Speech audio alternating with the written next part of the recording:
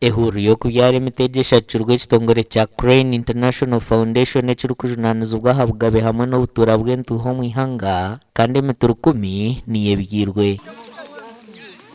Emigano neyambo kujaja n'amezi haba enjura yagwa emigano na nekibingo nibiyambo okukwata kasasiro yona ejiro mu industries ejiro mu makaga abantu bitazoki omumizi ga Rwizi. Tumanyi nti ettaka lino liliko bennyini baabyo ababadde bakoleramu ebintu byabyo ebyenjawulo era tweyanza nnyo wemba muvuddeyo wamu okulaba nga omukwasa wamu okulaba nga ettaka tulikozesa bulungi ate nga tulekererawo okukola ebintu ebikontagana ne obutonde bw'ensi. Abatura bashaburwa obutakomaha kubyara emitwe konka kureka bagireberere kurungi mpaka ekuzire. Emiti kurenga omutwaro gumwe niyo yahereze kubyarwa ahansi y'enteekateeka egi. Aho Crane Foundation eza kubayamba kubombekera amaato agokweshera hende konka tukwiza kurisa avuga ko kurisa ubwo mutinguza kugira guta muza kufa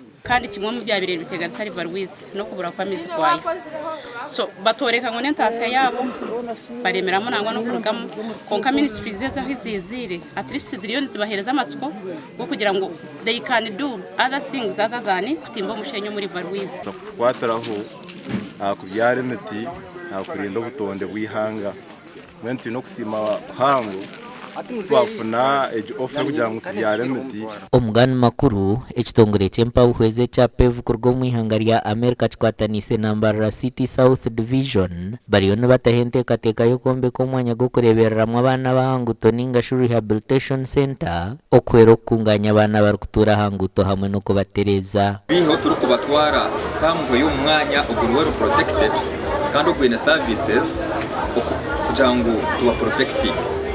So omukuba protecting ninga shomo omukuba kuma niturebera ahako ekinakweta holistic rehabilitation kugira ngo tuzafuka umuringo okuba rehabilitating konka oguru kwemarira tutari kugira ngo wakwata kantu kamwe akandi wakasiga. So nitwenda gukora ekituru kweta PEV pack. So PEV package mpaha twatanisa na Mbarara City South. These women, as I said to them earlier, PAVE has already supported them in terms of helping them get started. They look like they're doing a beautiful job of getting out of the concept phase and have actually gone to the actual implementation phase, and now they're ready to grow. Aba barambwire mwaha myanya abana babarukutura kandi batugambire ebizibu ebibarukurabamo.